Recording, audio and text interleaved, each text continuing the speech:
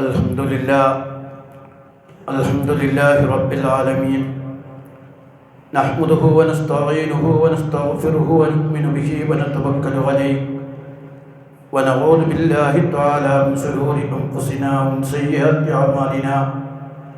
من يهده الله فلا مضل له ومن يضلل فلا هادي له.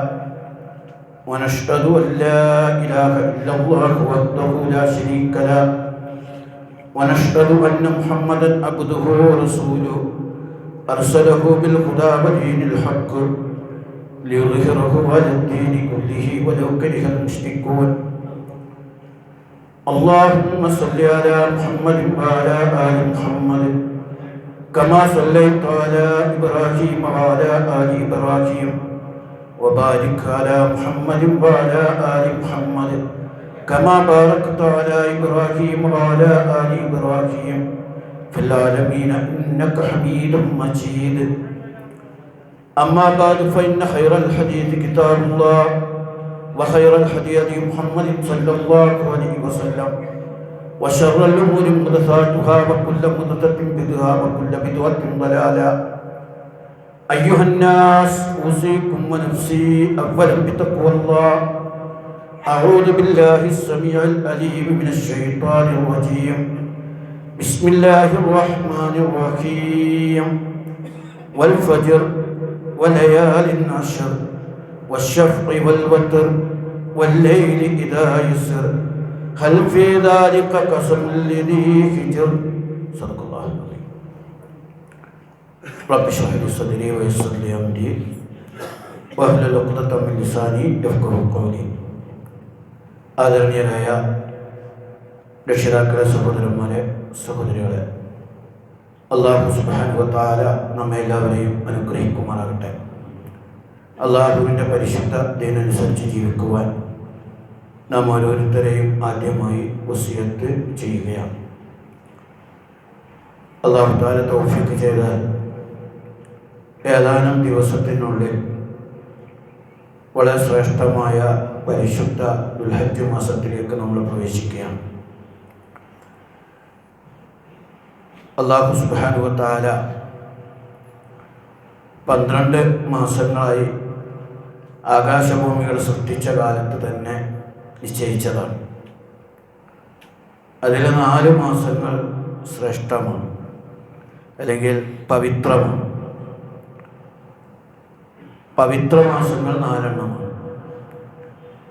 സൂറത്തുൽ തൗബയിൽ 36-ാമത്തെ ആയത്തിൽ നമുക്ക് കാണാം, ഇന്ന ഇദ്ദത്ത ശുഹൂരി ഇൻദല്ലാഹി 12 ശഹ്റൻ ഫി കിതാബില്ലാഹ് യൗമ ഖലഖസ് സമാവാതി വൽ അർള മിൻഹാ അർബഅത്തുൻ ഹുറും ദാലിക ദീനുൽ ഖയ്യിം ഫലാ തുളിമു ഫീഹിന്ന അൻഫുസകും വഖാതിലുൽ മുശ്രിക്കീന കാഫത കമാ യുഖാതിലുകും കാഫ വഅലമു അന്നല്ലാഹ മഅൽ മുത്തഖീൻ. അല്ലാഹു സുബ്ഹാനഹു വ തആല രേഖപ്പെടുത്തിയതനുസരിച്ച് അവൻ്റെ അടുക്കൽ മാസങ്ങൾ 12 എണ്ണമാണ്. അത് ആകാശഭൂമികളെ സൃഷ്ടിച്ച കാലത്ത് തന്നെ. ഫീഹ മിൻഹ അർബഅത്തുൻ ഹുറും. ആ 12 മാസങ്ങളിൽ 4 മാസങ്ങൾ പവിത്ര മാസങ്ങളാണ്. ഇതാണ് ആ ആയത്തിന് വിശദീകരിക്കുന്നത്. ആ പവിത്ര മാസങ്ങൾ എന്ന് പറയുന്നത് ദുൽഖഅദ്, ദുൽഹജ്ജ്, മുഹറം, പിന്നെ റജബ് മാസവും കൂടിയാണ്. ഇങ്ങനെ 4 മാസങ്ങളാണ് പവിത്രമായ മാസങ്ങൾ. ഇതിൽ വളരെ ശ്രേഷ്ഠമായ ഒരു മാസം തന്നെയാണ് ദുൽഹജ്ജ് മാസം. ഒരു സത്യവിശ്വാസി എപ്പോഴും അല്ലാഹുവിനെ ഇബാദത്ത് ചെയ്തുകൊണ്ട് ജീവിക്കുന്ന ഒരാളാണ്. വമാ ഖലഖ്തുൽ ജിന്ന വൽ ഇൻസ ഇല്ലാ ലിയഅ്ബുദൂൻ. അല്ലാഹുവിനെ ഇബാദത്ത് ചെയ്യാനല്ലാതെ മനുഷ്യ ജിന്നവർഗത്തെ അല്ലാഹു സൃഷ്ടിച്ചിട്ടില്ല. അവൻ നിരന്തരം അല്ലാഹുവിൻ്റെ മാർഗത്തിൽ പരിശ്രമിച്ചുകൊണ്ടിരിക്കുന്ന ഒരാളാണ്. വൈദാ ഫറഅത ഫൻസബ്. ഒന്നിൽ നിന്ന് വിരമിച്ചാൽ മറ്റൊന്നിൽ നിരതനാവും. കാരണം സത്യവിശ്വാസി ചുരുങ്ങിയ കാലം കൊണ്ട് ഒരു സ്വർഗം തന്നെ നേടിയെടുക്കാനുള്ള പ്രവർത്തനത്തിൽ ഏർപ്പെട്ട ആളാണ്.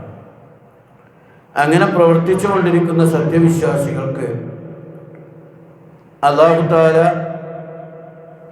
ചില ആനുകൂല്യങ്ങൾ അല്ലെങ്കിൽ ചില മഹത്വങ്ങൾ നിശ്ചയിച്ചു തന്നിട്ടുണ്ട്. അതതിൻ്റെ ഒരു വലിയ പ്രത്യേകതയാണ്. കാരണം മനുഷ്യൻ എപ്പോഴും ഇബാദത്തിലാവുക ചിലപ്പോൾ കുറവായിരിക്കും. അപ്പം അതുകൊണ്ട് ചില മാസങ്ങൾ, ചില ദിവസങ്ങൾ, ചില സ്ഥലങ്ങൾ, ചില ഇബാദത്തുകൾ അല്ലാഹു തആല പ്രത്യേകം നിശ്ചയിച്ചു തന്നിട്ടുണ്ട്. അതിലെപ്പെട്ട ഒന്നാണ്, നമുക്കറിയാം ചില മാസങ്ങൾ, റമദാൻ മാസം അത് ശുഹ്ർ മുബാറക്കാണ്. അതേപോലെ തന്നെ ഈ പവിത്ര മാസങ്ങൾ, അതേപോലെ ചില സ്ഥലങ്ങൾ വളരെ പവിത്രമാണ്. മക്കയും മദീനയും. മക്ക മദീന വളരെ ശ്രേഷ്ഠമാണ്. മസ്ജിദുൽ ഹറമിലെയും മസ്ജിദുൽ നബവിയിലെയും അതേപോലെ മസ്ജിദുൽ അഖ്സയിലെയും നമസ്കാരങ്ങൾക്ക് പ്രത്യേക ശ്രേഷ്ഠതയുണ്ട്. മസ്ജിദുൽ ഹറമിൽ നമസ്കരിക്കുന്നത് 1,00,000 നമസ്കാരത്തിൻ്റെ പ്രതിഫലാർഹമാണ്. അതേപോലെ മക്ക വളരെ ശ്രേഷ്ഠമായ ഇടമാണ്, മദീന വളരെ ശ്രേഷ്ഠമായ ഇടമാണ്. ഇതേപോലെ റമദാൻ മാസത്തിലെ തന്നെ ചില ദിവസങ്ങൾ വളരെ ശ്രേഷ്ഠമാണ്. അവസാനത്തെ 10 രാത്രികൾ, അവസാനത്തെ 10 രാത്രികൾ വളരെ ശ്രേഷ്ഠമാണ്. അതേപോലെ മുഹറം മാസത്തിലെ മുഹറം 10 രാത്രിയും അതിലെ നമസ്കാരങ്ങളും വളരെ ശ്രേഷ്ഠമായി പഠിപ്പിച്ചിട്ടുണ്ട്. അതേപോലെ പള്ളി എന്ന് പറയുന്നതിന് മറ്റ് സ്ഥലങ്ങളെ അപേക്ഷിച്ച് ശ്രേഷ്ഠമാണ്.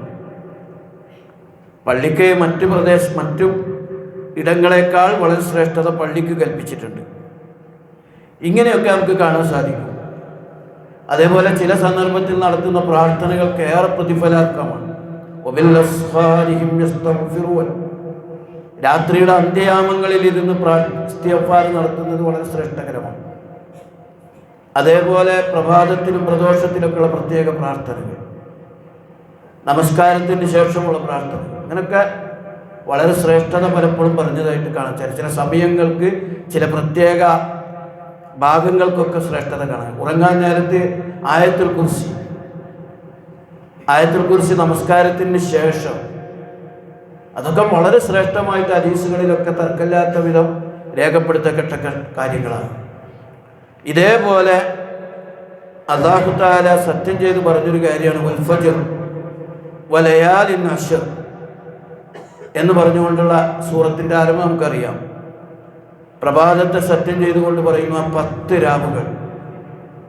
അതിനെ സംബന്ധിച്ച് രാത്രിയെക്കുറിച്ചല്ല, ദിവസങ്ങൾ എന്ന് ഉദ്ദേശിച്ചാൽ 10 ദിവസങ്ങൾ, ആ ശ്രേഷ്ഠമായ 10 ദിവസങ്ങളെക്കുറിച്ച് സത്യം ചെയ്യുന്നു.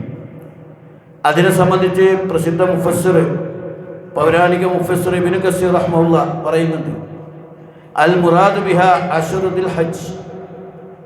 ആ 10 രാവുകൾ എന്നതുകൊണ്ട് അല്ലാഹു തആല ഉദ്ദേശിച്ചത് ദുൽഹജ്ജ് മാസത്തിലെ 10 ദിവസങ്ങളാണ്. കമാ ഖാല ഇബ്നു അബ്ബാസ് വ ഇബ്നു സുബൈർ വൽ മുജാഹിദ് വഗൈറഹും. ഇബ്നു അബ്ബാസും ഇബ്നു സുബൈറും മുജാഹിദും മറ്റുള്ളവരൊക്കെ റിപ്പോർട്ട് ചെയ്തതനുസരിച്ച് ദുൽഹജ്ജ് മാസത്തിലെ 10 ദിവസങ്ങളെക്കുറിച്ചാണ് വൽ ഫജ്ർ വലയാലിൻ അശ്ർ എന്ന് പറഞ്ഞത് എന്ന് തഫ്സീർ ഇബ്നു കസീർ കൃത്യമായി വിശദീകരിക്കുന്നു. ആ ദിവസങ്ങൾക്ക് വലിയ ശ്രേഷ്ഠത ഹദീസുകളിൽ കാണാൻ കഴിയും. ദുൽഹജ്ജ് 1 മുതൽ 10 വരെയുള്ള ദിവസങ്ങൾക്ക്.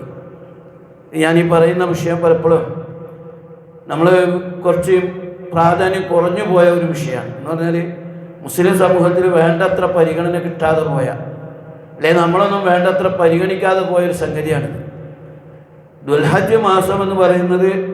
പ്രത്യേകിച്ച് അതിലെ ആദ്യത്തെ 10 ദിവസങ്ങൾ, അതിനെ സംബന്ധിച്ച് ജാബിർ റളിയല്ലാഹു അൻഹു റിപ്പോർട്ട് ചെയ്ത ഹദീസിൽ പറയുന്നു, അഫ്ളലു അയ്യാമി ദുനിയ അയ്യാമുൽ അശ്ർ എന്നാണ്. ദുനിയാവിലെ ഏറ്റവും ശ്രേഷ്ഠമായ ദിവസങ്ങൾ ദുൽഹജ്ജ് മാസത്തിലെ 10 ദിവസങ്ങളാണ്. അതായത് ഇഹലോകത്തെ ദിനങ്ങളിൽ ഏറ്റവും ശ്രേഷ്ഠമായത് ദുൽഹജ്ജിലെ 10 ദിവസങ്ങളാണ്. ഈ ഹദീസ് അംഗീകരിക്കപ്പെട്ടിരിക്കുന്ന ഹദീസാണ്. പക്ഷെ നമ്മളത് അത്ര ഗൗരവത്തിൽ എടുത്തിട്ടില്ല. ഇബ്നു അബ്ബാസ് റളിയല്ലാഹു അൻഹു റിപ്പോർട്ട് ചെയ്ത ഹദീസിൽ കാണാം, നബി സല്ലല്ലാഹു അലൈഹി വസല്ലം ഖാൽ, റസൂലുള്ളാഹി സല്ലല്ലാഹു അലൈഹി വസല്ലം തിരുമേനി പറഞ്ഞു, മൽ അമലു ഫി അയ്യാമിൽ അശ്രി അഫ്ളു മിൻ അമലി ഫി ഹാദിഹി. അതായത് ഈ 10 ദിവസങ്ങളിൽ നിർവഹിക്കുന്ന സൽക്കർമ്മങ്ങളെക്കാൾ ശ്രേഷ്ഠമായ മറ്റൊരു ദിവസത്തെ സൽക്കർമ്മവുമില്ല. അതായത് ദുൽഹജ്ജ് 1 മുതൽ 10 വരെ ചെയ്യുന്ന സൽക്കർമ്മങ്ങളെക്കാൾ ശ്രേഷ്ഠമായ മറ്റൊരു ദിവസത്തെ സൽക്കർമ്മമില്ല എന്നാണ്. അങ്ങനെ ഏറ്റവും ശ്രേഷ്ഠമായ സൽക്കർമ്മങ്ങൾ ചെയ്യാൻ പറ്റിയത് ദുൽഹജ്ജ് 1 മുതൽ 10 വരെയാണ്. അപ്പോൾ സഹാബാക്കൾ റസൂലുള്ളാഹിനോട് ചോദിച്ചു, വഖാലു വലൽ ജിഹാദ്, അല്ലാഹുവിൻ്റെ റസൂലേ ജിഹാദ് ശ്രേഷ്ഠമല്ലേ? കാല വലൽ ജിഹാദ്, ജിഹാദും ഇല്ല. ജിഹാദിനേക്കാൾ ശ്രേഷ്ഠമാണ് ദുൽഹജ്ജ് 1 മുതൽ 10 വരെയുള്ള ദിവസങ്ങളിലെ കർമ്മങ്ങൾ. എന്നിട്ട് റസൂൽ ഒരു വിശദീകരണം പറഞ്ഞു, ഇല്ലാ റജുലുൻ ഖറജ ബിനഫ്സിഹി വമാലിഹി ഫലം യർജ ബിശൈ. ഒരാളൊഴിച്ച് അയാൾ ജിഹാദിന് പുറപ്പെട്ടു, സമ്പത്തും ശരീരവുമായിട്ടാണ് പോയത്. പക്ഷേ പിന്നെ ഒന്നുമില്ലാതെ മടങ്ങി എന്ന് പറഞ്ഞാൽ അയാൾ ശരീരം പോയി എന്ന് പറഞ്ഞാൽ അയാൾ ജീവൻ പോയി രക്തസാക്ഷിയായി. രക്തസാക്ഷിക്ക് കിട്ടുന്ന അത്ര പ്രതിഫലം ഒരു പക്ഷേ ദുൽഹജ്ജ് 1 മുതൽ 10 വരെയുള്ള ദിവസങ്ങൾക്ക് കിട്ടൂല. അല്ലാത്ത ഇതിൽ ഏറ്റവും ഭൂമിയിലെ ഏറ്റവും ശ്രേഷ്ഠമായ ദിവസങ്ങൾ എന്ന് പറയുന്നത് ദുൽഹജ്ജ് 1 മുതൽ 10 വരെയാണ് എന്ന് ഹദീസ് കൃത്യമായി പഠിപ്പിക്കുന്നു. ഇതിനെ സംബന്ധിച്ച് മഹാന്മാർ പറയുന്നൊരു കാരണം, റമദാനിലെ ചില ആളുകൾ ചോദിക്കും, റമദാനിലെ അവസാനത്തെ 10കൾ ശ്രേഷ്ഠമല്ലേ? റമദാനിലെ അവസാനത്തെ 10കൾ അതിനേക്കാൾ ശ്രേഷ്ഠമല്ലേ? അപ്പം അതിന് വിശദീകരണമായിട്ട്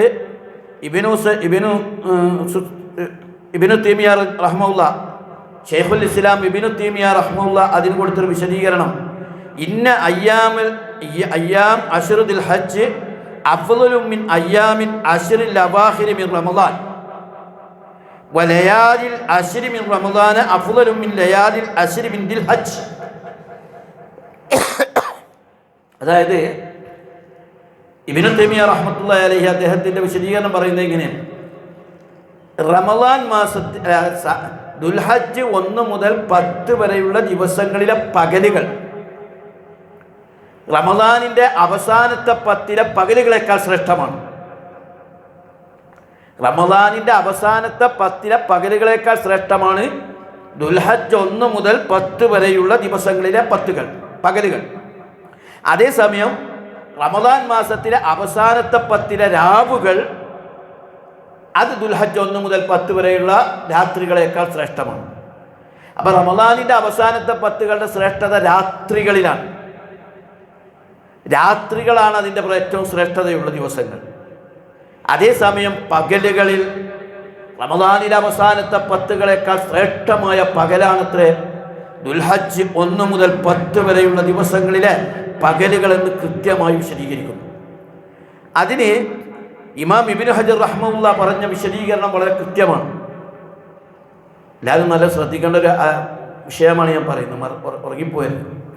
ഇബ്നു ഹജർ റഹ്മഹുല്ലാ പറയുന്ന വിശദീകരണം, വല്ലദീ യദ്ഹറു അന്ന സബബ ഫീ ഇംതിയാസ് അശ്രി ദിൽ ഹജ്ജ് ലമകാന ഇജ്തിമാഉ ഉമ്മഹാത്തിൽ ഇബാദാത്ത് ഫീഹി വഹിയ സ്വലാത്ത് വഹിയ സിയാം വഹിയ സദഖ വൽ ഹജ്ജ് വലാ യഅതി ദാലിക ബിഗൈരി. എന്തുകൊണ്ടാണ് ദുൽഹജ്ജ് 10 ദിവസങ്ങൾക്ക് ഇത്ര ശ്രേഷ്ഠത വരാൻ കാരണം എന്നതിന് വിശദീകരണം ഇബ്നു ഹജർ റഹ്മഹുല്ലാ പറയുന്നത് ഇങ്ങനെയാണ്. കാരണം ഈ അവസാനത്തെ 10കളിൽ ദുൽഹജ്ജിലെ ആദ്യത്തെ 10കളിൽ എല്ലാ സുപ്രധാന ഇബാദത്തുകളും ഒന്നു ചേരുന്നുണ്ട് എന്നാണ്. കാരണം ദുൽഹജ്ജ് 1 മുതൽ 10 വരെയുള്ള ദിവസങ്ങളിൽ ഹജ്ജ് നടക്കും, നമസ്കാരങ്ങളുണ്ട്, നോമ്പുണ്ട്, അതേപോലെ തന്നെ സദക്കയുണ്ട്, എല്ലാ സൽക്കർമ്മങ്ങളും ഉള്ള ദിനങ്ങളാണ് ദുൽഹജ്ജ് 1 മുതൽ 10 വരെയുള്ള ദിവസം. അതേസമയം അദ്ദേഹം തന്നെ പറയുന്ന വിശദീകരണം പറയുന്നത് വലാ യഅതി ദാലിക ബിഗൈരി, മറ്റൊരു ദിവസത്തിലും ഇങ്ങനെയില്ല. കാരണം മറ്റൊരു ദിവസത്തിൽ ഹജ്ജില്ലല്ലോ. ഇപ്പം റമദാനിൽ നോമ്പുണ്ട് എന്നുള്ളത് ശരിയാണ്, നമസ്കാരമുണ്ട്, സദക്കുണ്ട് എന്നുള്ളത് ശരിയാണ്. പക്ഷേ റമദാൻ്റെ അവസാനത്തെ 10 ഹജ്ജില്ല. അതേസമയം ദുൽഹജ്ജ് 10 ഹജ്ജുണ്ട്, നിസ്കാരമുണ്ട്, നോമ്പുണ്ട്, സദക്കുണ്ട്, എല്ലാ സൽക്കർമ്മങ്ങളും ഉണ്ട്. അങ്ങനെ എല്ലാ സൽക്കർമ്മങ്ങളും ഒത്തുവന്നതുകൊണ്ട് ദുൽഹജ്ജ് 1 മുതൽ 10 വരെയുള്ള ദിവസങ്ങൾ ഏറെ ശ്രേഷ്ഠമാണ് എന്നാണ് അവിടെ വിശദീകരിക്കുന്നത്. മഹാനായ ഷെയ്ഖ് ഇബ്നു ഉസൈമീൻ റഹ്മത്തുള്ളാഹി പറഞ്ഞു, ദുൽഹജ്ജയുടെ ആദ്യത്തെ 10 നിസ്കരിക്കുന്ന 2 റക്അത്ത് നമസ്കാരത്തിന് റമദാനിൽ നിസ്കരിക്കുന്ന 2 റക്അത്ത് നമസ്കാരത്തേക്കാൾ പുണ്യമുണ്ട്. ഇത് സാധാരണക്കാർക്ക് അറിയാത്ത ഒരു കാര്യമാണ്. എന്നാൽ പണ്ഡിതന്മാർ ഇത് ആളുകൾക്ക് വിശദീകരിച്ചു കൊടുക്കണമെന്ന് അദ്ദേഹം വിശദീകരിക്കുന്നുണ്ട്. അതേപോലെ ദുൽഹജ്ജ് ആദ്യത്തെ 10 വെള്ളിയാഴ്ച, ദുൽഹജ്ജ് ആദ്യത്തെ 10 ഒരു വെള്ളിയാഴ്ച ഉണ്ടാവുള്ളൂ. ആ വെള്ളിയാഴ്ച ദിവസം അതിനെ സംബന്ധിച്ച് പറയുന്നത് മറ്റ് മാസങ്ങളിലെ മറ്റെല്ലാ വെള്ളിയാഴ്ചകളെക്കാളും ശ്രേഷ്ഠമാണ്. മറ്റെല്ലാ വെള്ളിയാഴ്ചകളെക്കാളും ശ്രേഷ്ഠമാണ്. അത് കാന ഇബ്നു ഹജർ റഹ്മഹുല്ലാ യൗമുൽ ജുമുഅത്തി ഫി അശ്രി ദിൽഹജ്ജ് അഫ്ളു മിൻ ജുമുഅത്തി ഫി ഗൈരിഹി മറ്റെല്ലാ വെള്ളിയാഴ്ചകളെക്കാളും ശ്രേഷ്ഠമാണ് ദുൽഹജ്ജ് മാസത്തിലെ ആദ്യ മാസത്തിലെ ഈ പറയുന്ന വെള്ളിയാഴ്ച എന്ന് പറയുന്നു. അപ്പോൾ നമ്മൾ ഗൗരവത്തിലെടുക്കണം. വരാനിരിക്കുന്ന ദുൽഹജ്ജ് മാസത്തെ അതിൻ്റെ ചൈതന്യത്തോടു കൂടി സ്വീകരിക്കണം. അത് ആ പകലുകളെ ശരിക്കും പ്രാർത്ഥനകളിലും നമസ്കാരങ്ങളിലും നന്മകളിലും സദക്കകളിലും സൽപ്രവർത്തികളിലും മുഴുകാൻ ശ്രമിക്കണം. അതിൽ നിന്ന് തിന്മകളെ പൂർണ്ണമായി വർജിക്കണം. അങ്ങനെ ശ്രദ്ധാപൂർവം ആ ദിവസത്തെ ചെലവഴിച്ചാൽ അത് വളരെ പുണ്യകരമാണ്. ഇതിനെ സംബന്ധിച്ച് നോമ്പിനെ സംബന്ധിച്ച് വിശദീകരണങ്ങൾ വന്നിട്ടുണ്ട്. പ്രമുഖമായ അഭിപ്രായമനുസരിച്ച് ഈ സമയത്ത് നോമ്പ് അനുഷ്ഠിക്കണം എന്നാണ് വിശദീകരിക്കപ്പെട്ടിട്ടുള്ളത്. അതായത് കാന റസൂലുള്ളാഹി സ്വല്ലല്ലാഹു അലൈഹി വസല്ലം യസൂമു തിസ്അത്ത് ദിൽഹജ്ജ്, ദുൽഹജ്ജ് 9 വരെ നോമ്പ് നോറ്റിരുന്നു. അപ്പോൾ ഇതിൽ പറയുന്നത് ദുൽഹജ്ജ് 9 നോമ്പ് നോറ്റു എന്നാണ്. പക്ഷേ അതിനെ സംബന്ധിച്ച് പണ്ഡിതന്മാർക്കിടെ ചെറിയ അഭിപ്രായ വ്യത്യാസമുണ്ട്. ചില പണ്ഡിതന്മാർ അത് ദുൽഹജ്ജ് 9 അഥവാ അറഫ ദിവസമാണ് നോമ്പ് നോക്കേണ്ടത്. ദുൽഹജ്ജ് 9, ആ ദുൽഹജ്ജ് 9 നോമ്പ് നോക്കേണ്ടത് എന്നാണ്. പക്ഷേ അധിക പണ്ഡിതന്മാരും വിശദീകരിക്കുന്നത് ദുൽഹജ്ജ് 1 മുതൽ 9 വരെ നോമ്പ് നോക്കാൻ വളരെ ശ്രേഷ്ഠകരമാണ്, വളരെ പുണ്യകരമാണ്.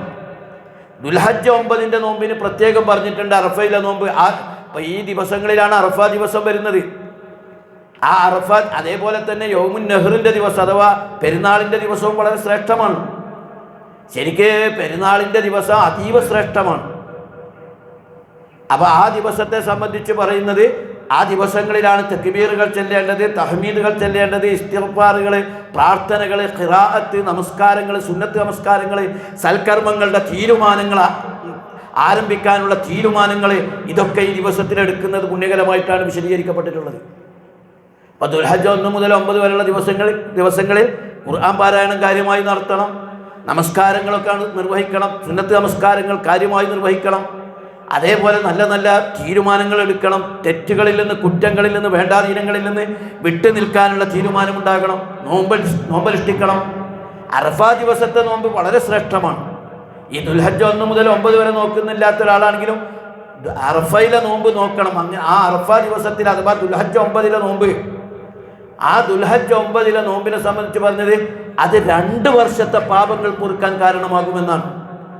കഴിഞ്ഞുപോയ വർഷത്തെയും വരാനിരിക്കുന്ന വർഷത്തെയും, കഴിഞ്ഞുപോയ ഒരു വർഷത്തെയും വരാനിരിക്കുന്ന ഒരു വർഷത്തെയും യുഗഫിറു സനത്താൽ മാദിയ വൽ ബാക്കിയ, കഴിഞ്ഞുപോയ ഒരു വർഷത്തെ നോമ്പും വരാനിരിക്കുന്ന ഒരു വർഷത്തെ നോമ്പും വർഷത്തെ പാപവും, കഴിഞ്ഞ വർഷത്തെ ഒരു പാപവും വരാനിരിക്കുന്ന ഒരു വർഷത്തെ പാപവും പൊറുക്കാൻ കാരണമാകും അറഫ ദിവസത്തിലെ നോമ്പ് അഥവാ ദുൽഹജ്ജ് 9 നോമ്പ്.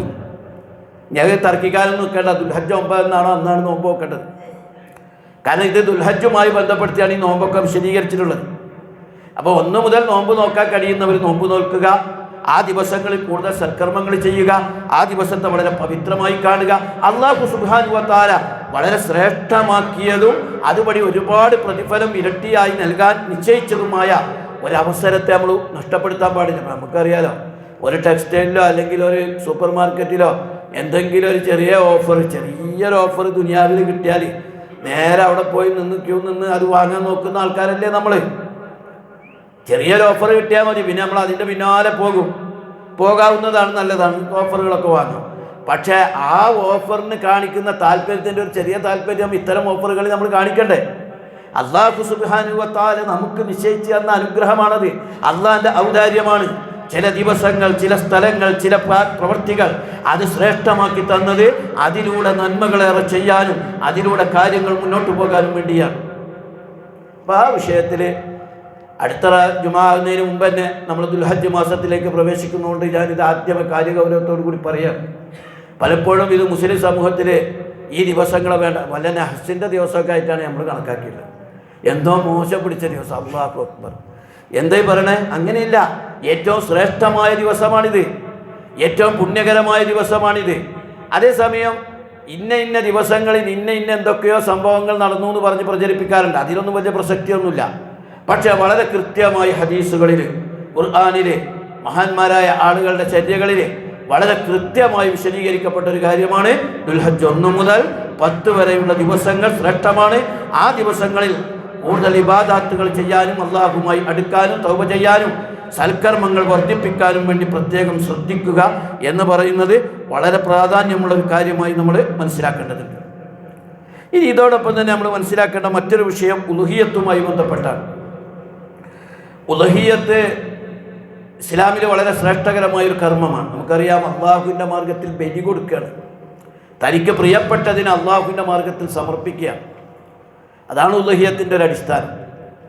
ശരിക്ക് ഉളുഹിയത്ത് എന്ന് പറഞ്ഞാൽ നമ്മളെ അറുക്കാനോ നമ്മുടെ മക്കളെ അറുക്കാനോ നമുക്ക് പറ്റൂലല്ലോ. പക്ഷെ നമ്മൾക്ക് പ്രിയപ്പെട്ടതിനെ പോലും അള്ളാഹുവിൻ്റെ മാർഗത്തിലേക്ക് സമർപ്പിക്കുക.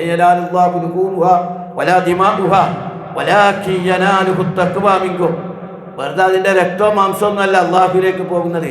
ആ ബലി അറുക്കുമ്പോഴുണ്ടാകുന്ന നമ്മുടെ മനസ്സാണ് അള്ളാഹുവിലേക്ക് പോകുന്നത്. ശരിക്കും എങ്ങനെ ബലി അറുക്കുക എന്ന് പറഞ്ഞാൽ, ഇപ്പം നമ്മളൊന്നും ചെയ്യുന്ന രീതിയിലല്ല. നമ്മളൊരു ഉരുവിനെ വളർത്തിയെടുക്കുന്നു, ആ ഉരുവിനായിട്ട് ഇങ്ങനെ നല്ല അടുപ്പം ഉണ്ടാകുന്നു. ഇപ്പോൾ ആടിനെ ഒരാൾ വളർത്തുകയാണ്, വളർത്തി ആടിനേറ്റ് വീട്ടിലെ കുട്ടികൾക്ക് ആളുകൾക്കൊക്കെ നല്ല അടുപ്പം. അങ്ങനെ പ്രിയപ്പെട്ട ഒരാടായിരിക്കുമ്പോൾ അർത്ഥം കൊടുക്കണം. ഇത് നമ്മൾ പൈസ കൊടുക്കണം, പോത്തിനെ തന്നെ കാണുന്നില്ല, ഉരുവിനെ തന്നെ കാണുന്നില്ല. അങ്ങനെയാണ് ഇപ്പോൾ നമ്മൾ ചെയ്യുന്നത്. പക്ഷേ യഥാർത്ഥത്തിൽ അതിൻ്റെ ചൈതന്യം തൻ്റെ പ്രിയപ്പെട്ടതിനെ പോലും അള്ളാഹുവിൻ്റെ മാർഗത്തിൽ കൊടുക്കുകയാണ്. ആട്, മാട്, ഒട്ടകം, ഈ 3 എണ്ണത്തിനെയാണ് ഉളുഹിയത്ത് അറുക്കേണ്ടത്. ആടിനെ അറുക്കുന്നവരാണെങ്കിൽ ഒറ്റക്ക് അറുക്കണം, അതിൽ ഷെയർ ചെയ്യാൻ പറ്റില്ല. അതേസമയം മാടും ഒട്ടകവുമാണെങ്കിൽ ഷെയർ ചേരാം. 2 ആൾക്ക് കൂടിയിട്ട് ഒരു പോത്തിനെ ഇറക്കുക, 3 ആൾക്ക് വേണമെങ്കിൽ ഇറക്കുക, 4 ആൾക്കോ 5 ആൾക്കോ ആകാം, 6 ആൾക്കോ ആകാം, 7 ആൾക്കോ ആകാം. പക്ഷെ 8 ആൾ പറ്റില്ല. 7 ആൾ തന്നെ ആയിക്കൊള്ളണമെന്നില്ല, അങ്ങനെ തെറ്റിദ്ധാരണ വരില്ല. ഒന്നുകിൽ ഒറ്റയ്ക്ക് ഒരു പോത്തിനെ ഇറക്കാം, മാടിനെ ഇറക്കാം. അതല്ലെങ്കിൽ 7 ആൾ വരെ എന്ത് ചെയ്യാം, ഷെയർ ചേർന്നുകൊണ്ട് അറുക്കാവുന്നതാണ്. ഒരു വീട്ടിൽ നിന്ന് ഒരാൾ അറുത്താലും മതിയാകുന്നതാണ്. ആ വീട്ടുകാർക്ക് അതിൽ പങ്കാളിത്തം ഉണ്ടാവും.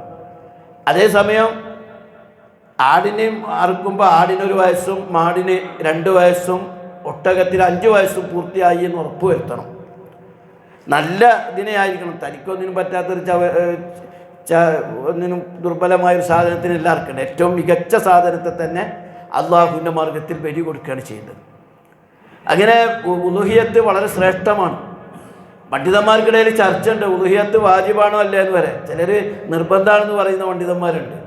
പക്ഷേ അതിനേക്കാൾ പ്രസക്തം, ഒരാൾക്കത് നിർബന്ധമൊന്നുമല്ല, പക്ഷേ അത്രത്തോളം ശ്രേഷ്ഠകരമായൊരു കർമ്മമാണ് ഉളുഹിയത്ത്. ഇപ്പം നമ്മളിപ്പോൾ നമ്മുടെ നാട്ടിലൊക്കെ ഉളുഹിയത്ത് ഇറക്കണ 8,000 10,000 ഒക്കെ വേണമെങ്കിൽ വടക്കേ ഇന്ത്യയിലൊക്കെ ഇറക്കുമ്പോൾ അതിന് 4,000 രൂപയുള്ളൂ. അപ്പോൾ അതിൻ്റെ ഒരു ഗുണം എന്ന് പറഞ്ഞാൽ ഒരു സാമ്പത്തികമായി കുറഞ്ഞ ആളുകൾക്ക് പോലും ആ ഉളുഹിയത്തിൽ പങ്കാളിയാകാം. നമ്മളിവിടെ ഇറച്ചി ഒരുപാട് ആവശ്യത്തിലധികമാണ് ആളുകൾക്ക്. അതേസമയം അവിടെ 1/2 കിലോ ഇറച്ചി കിട്ടാൻ വേണ്ടി കാത്തിരിക്കുന്നവരാണ് പലരും. അപ്പോൾ അവർക്ക് അവിടെ ഇറക്കുന്നതും മോശമല്ല, നല്ല കാര്യമാണ്. അപ്പോൾ വേണമെങ്കിൽ ഒരു 25,000 രൂപ ഉണ്ടെങ്കിൽ അവിടെ തന്നെ നല്ല വലിയൊരു ഉരുവിനൊക്കെ ഇറക്കാൻ കഴിയും, ഒരാൾക്ക് സ്വന്തമായി ഇറക്കാൻ കഴിയും. ഇനിയില്ലെങ്കിൽ ഷെയർ 4,000, പാവങ്ങൾ കാശ് കുറഞ്ഞ ആളുകൾക്കാണെങ്കിൽ അവിടെയും ഷെയർ ചേരാൻ കഴിയും. എന്നാൽ കേരളത്തിലെ തന്നെ ഗ്രാമങ്ങളിൽ ഇറക്കുന്നതിന് 7,000 രൂപയുണ്ട്. അപ്പോൾ സാമ്പത്തികമായി പ്രയാസമില്ലാത്ത കുറച്ച് ഒന്ന് ഞെരുങ്ങിയാലും ഉളുഹിയത്ത് അറക്കുക എന്നുള്ളൊരു മനസ്സ് നമ്മളെല്ലാവരും വളർത്തിയെടുക്കണം. അതേസമയം സാമ്പത്തിക ശേഷിയുള്ളവർ ഇവിടെ ഇറക്കുക, അവിടെ ഇറക്കാം. അപ്പോൾ ഇത് ചെയ്യേണ്ടതുണ്ട്. മാത്രമല്ല, അങ്ങനെ ഉളുഹിയത്തിന് തീരുമാനിച്ചു കഴിഞ്ഞാൽ തീരുമാനിച്ചു കഴിഞ്ഞാൽ പിന്നെ എന്ത് ചെയ്യണം? അവർ അതിനോടുള്ളൊരു നിലപാട് സ്വീകരിക്കണം. നഖവും മുടിയും ഒക്കെ വെട്ടുന്നതിൽ നിന്ന് വിട്ടു നിൽക്കണം. ആ 10 ദിവസവും താനൊരു ബലികർമ്മത്തിന് തയ്യാറാകുന്നതായ ഒരു നിലപാടിലേക്ക് വരണം. അഥവാ ആരെങ്കിലും നഖമൊന്ന് മുറിച്ചുവോ അല്ലെങ്കിൽ മുടിയൊന്ന് കളഞ്ഞു പോയോ ചെയ്തതിൻ്റെ പേര് ഉളുഹിയത്ത് ബാത്തിലായൊന്നുമില്ല. പക്ഷേ അതിൻ്റെ ശ്രേഷ്ഠത ആ ഉളുഹിയത്തിന് നിശ്ചയിക്കപ്പെട്ട ആളുകൾ അറുക്കുന്നത് വരെ എന്ത് ചെയ്യണം? നഖവും മുടിയും നീക്കം ചെയ്യാതിരിക്കുകയാണ് വേണ്ടത്. മാത്രമല്ല, നമസ്കാരത്തിന് ശേഷമാണ്, പെരുന്നാൾ നമസ്കാരത്തിന് ശേഷമാണ് ഉളുഹിയത്ത് അറുക്കേണ്ടത്. പരമാവധി നേരത്തെ അറുക്കുകയും ഒക്കെ ചെയ്യാവുന്നതാണ്. അയ്യാമത്തെ ശരീക്കിലും അറുക്കാവുന്നതാണ്. മറ്റൊരു കാര്യം, ആ അറുത്തതിൻ്റെ മാംസം അറുക്കുന്നവരുടെ കുടുംബത്തിന് 1/3 ഉപയോഗിക്കാം. റസൂൽ അങ്ങനെ തന്നെ പഠിപ്പിച്ചതായിട്ട് കാണാൻ കഴിയും. എല്ലാം ഉദ്ധരിക്കാൻ നേരമില്ലാത്തതുകൊണ്ടാണ്. റസൂലുള്ളാഹി സ്വല്ലല്ലാഹു അലൈഹി വസല്ലമ പറഞ്ഞു, നിങ്ങളെ അതിൻ്റെ 1/3 സുലുസ് നിങ്ങളുടെ കുടുംബത്തിന്, 1/3 നിങ്ങളുടെ അയൽപക്കാസികളും നിങ്ങളുമായി ബന്ധപ്പെട്ട ആളുകൾക്കും അടുത്ത ആളുകൾക്കൊക്കെ കൊടുക്കാം. 1/3 ചോദിച്ചു വരുന്നവർക്ക് എന്ന് പറഞ്ഞാൽ 1/3 വീട്ടിലുള്ളവർക്ക് എടുത്തിട്ട് ബാക്കി 1/2 ഭാഗവും മറ്റുള്ളവർക്കും ബന്ധുക്കൾക്കും നാട്ടുകാർക്കും ഒക്കെ ആയിട്ട് കൊടുക്കാം. പക്ഷേ 1/3 ഒരാൾക്ക് എടുക്കാൻ അനുവാദമുണ്ട്. ഉളുഹിയത്തിൻ്റെ മാംസം അതിൻ്റേതായ ഗൗരവത്തോടു കൂടി തന്നെ നമ്മൾ ഭക്ഷിക്കുകയും ചെയ്യേണ്ടതുണ്ട്. അപ്പോഴൊക്കെ നമ്മൾ മനസ്സിലാക്കേണ്ടത് ഏതോ ഒരു പോത്തിനെ അറുത്തു എന്നുള്ളതല്ല. ഞാൻ അള്ളാഹുവിൻ്റെ മാർഗത്തിൽ ബലിയറുക്കാൻ വരെ തയ്യാറായിരിക്കുന്നു. അള്ളാഹു തആല ഇത് സ്വീകരിക്കുമെന്ന മനസ്സോടുകൂടി ദീക്ഷ സ്വീകരിച്ചുകൊണ്ട് തന്നെ ഉളുഹിയത്ത് അറുക്കാൻ വേണ്ടി ശ്രമിക്കണം എന്നാണ് എനിക്ക് ഓർമ്മപ്പെടുത്താനുള്ളത്. എന്തായാലും ദുൽഹജ്ജ് മാസത്തിലേക്ക് നമ്മൾ വരുന്നതിന് മുമ്പ് അതിൻ്റേതായ ഗൗരവം ഉണ്ടാകണം. തെറ്റുകുറ്റങ്ങളിൽ നിന്നൊക്കെ വിട്ടു നിൽക്കണം. നന്മകളേറെ ചെയ്യണം. ദുൽഹജ്ജ് മാസത്തെ അതിൻ്റെ ഹജ്ജ് അവിടെ നടക്കുകയാണ്. ഹജ്ജിന് പോയ ബന്ധുക്കളോടും വേണ്ടപ്പെട്ടവരോടൊക്കെ ദുആ ചെയ്യാൻ പറയണം. വേണ്ടപ്പെട്ടവർ പോയിട്ടുണ്ടെങ്കിൽ അവർക്ക് വേണ്ടി ദുആ ചെയ്യണം. അങ്ങനെ ഹജ്ജ് എന്ന് പറയുന്ന ഇസ്ലാമിൻ്റെ വലിയ ഒരു കർമ്മം അവിടെ നടക്കുന്നു എന്ന ബോധത്തോടു കൂടി തന്നെ നമ്മൾ മുന്നോട്ട് പോകേണ്ടതുണ്ട്. ഈ ദിവസങ്ങളെ ശരിക്കും ഉപയോഗപ്പെടുത്താൻ ശ്രദ്ധിക്കണമെന്ന് ഓർമ്മപ്പെടുത്തുകയാണ്. അല്ലാഹു തആല അനുഗ്രഹിക്കുമാറാകട്ടെ. അഖൂലു ഖൗലി ഹാദാ അസ്തഗ്ഫിറുല്ലാഹി ലി വലക്കും.